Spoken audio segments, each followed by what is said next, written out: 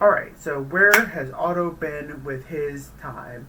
I have been building a LEGO instruction parser. I decided to call it the LEGO Instruction Deconstructor, and honestly, all the details are in this presentation, so let's just get straight into it. So what even is the point of what I'm trying to do? Aren't there already a million LEGO apps that do a million things already? My goal is to be able to automatically determine which parts go to which builds so that one could buy them without having to buy a second set. There's some practical examples of this. The LEGO Great Tree 2-in-1 that is actually my own personal use case.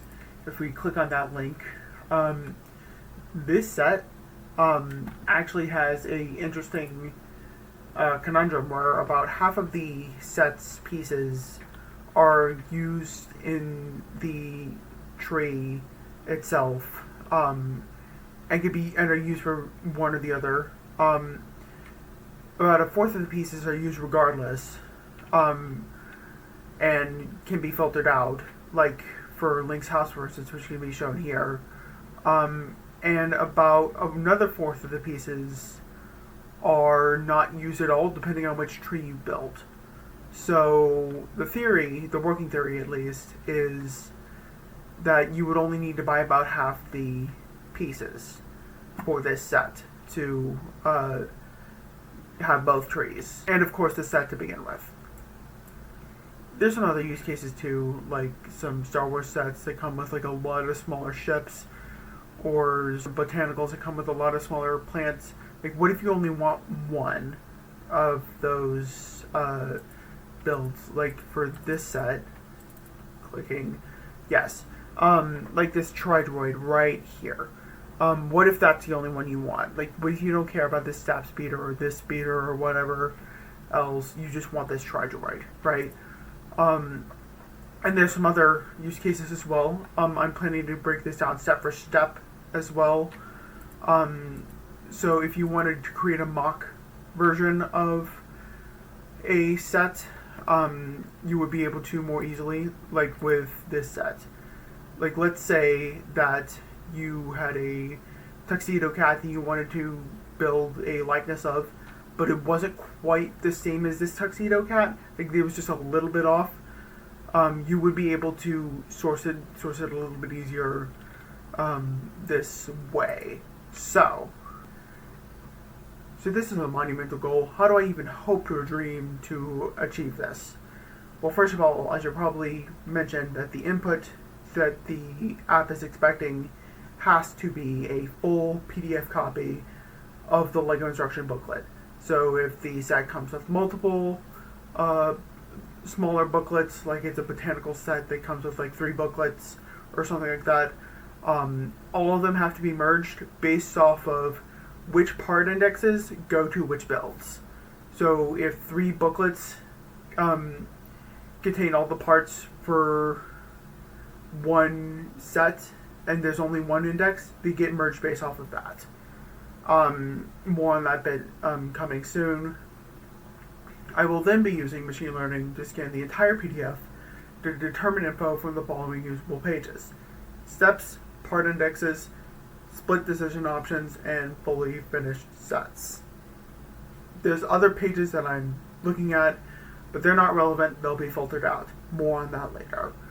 While collecting info, the app will cross-reference itself to find matching part IDs inside relevant steps and tie them to bag numbers. So every part index in a LEGO set has part IDs for a LEGO set. And for older sets, this is going to be a stretch goal. I'm not quite there yet, but I will be using a CSV for those older part IDs that don't necessarily have that in the index. But yes, that is a stretch goal. So, achieving my goal, part 2. This will be a web application, and the reason for that is I want to ensure that the most people who can possibly use this application can use this application. I thought about Python, I thought about PHP, server-side, all that. I thought about servers cost for myself. I thought about running this for regular users, and I came to the answer that basic HTML, basic CSS, basic JavaScript, well, not basic JavaScript, there's a bunch of complex libraries running in, but that's going to be the most realistic answer, so that I have to do the least overhead, and also people using this app have to do the least overhead. This is not in the presentation, but this is also going to be an open source app, so that anybody can modify whatever to this app. And last step, how I'm going to be running the models will actually be two different kinds of algorithms. TensorFlow to determine which kind of page I'm working on, so I filter out the ones I don't need and work off the ones I do. And once the page is detected, I'll use various different ON and X models to retrieve relevant info and then cross-reference that as I'm, working on the app. So what I've accomplished so far, I've created the data pipeline. I have a demo of what I have accomplished so far live, just so everybody can see what I've done so far. And that includes the pipeline and the pages model and the and one ON and X model for pages with steps. That's actually the most complicated model I have to work with for all the models that I'm going to be using. That pages with steps model. One may think it would be the index model with how many different bounding boxes I would have to create if they were more versed in machine learning, but it's actually the pages with steps model, because there's so many different variables all colliding with each other that I have to account for, and I have to account for within a budget. All my code, all my data collection, all that is on GitHub Live if you want to see it for yourself. So some shortcomings thus far. Still trying to get a good data set that I have to build myself. I want to be clear, I built the data set myself. There is no data set for what I'm trying to do aside from that CSV I mentioned before. And that only helps me a little bit. And I'm still trying to make it clean and all that, because I'm still learning in this process too. I've only made it as far as the TensorFlow model and that one model for pages with steps. While those other models are easier for the pipeline, I still have not had a chance to do them yet. I wanted to give this presentation first. Optimization for lower end devices is a no-go right now. I'm not sure if it's the fact that it's iOS or the fact that my iPhone is a 13, but it did fail on my iPhone. I want to make that clear. So there are still some optimization things I need to take care of. There's no emphasis on web graphics yet, but this is a work in progress, as you're about to see, as with me loading up the app itself. So as you can see from the app itself, the application is a work in progress. I've made that perfectly clear on GitHub. If you were to go yourself, so let's browse here and load. I believe this is the Great Deku Tree PDF.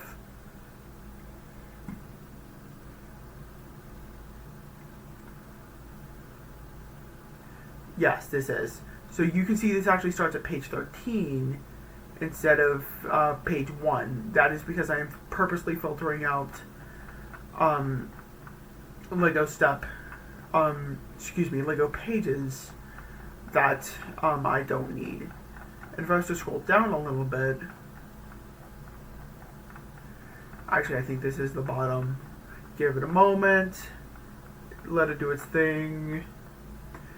See, it's kind of clustering relatively to where I've got my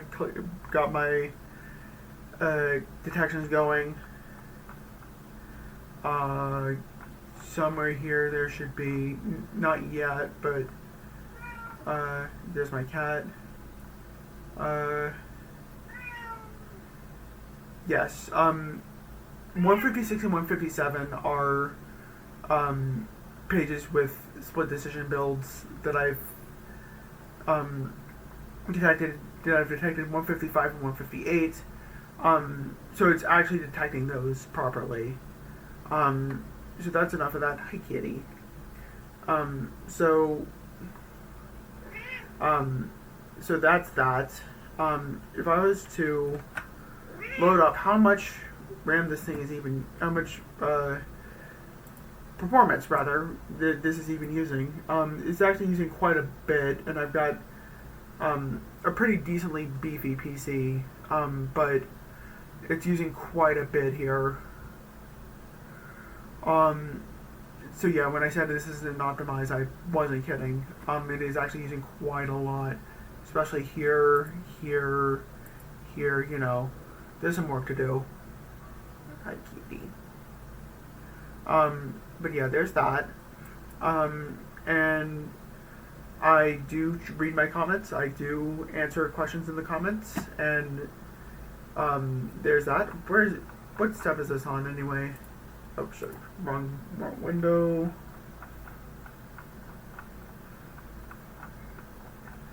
What step is this on? There's the thing. Okay. It's on page 351. There's like 420 pages into this, so I'm just going to exit out of this.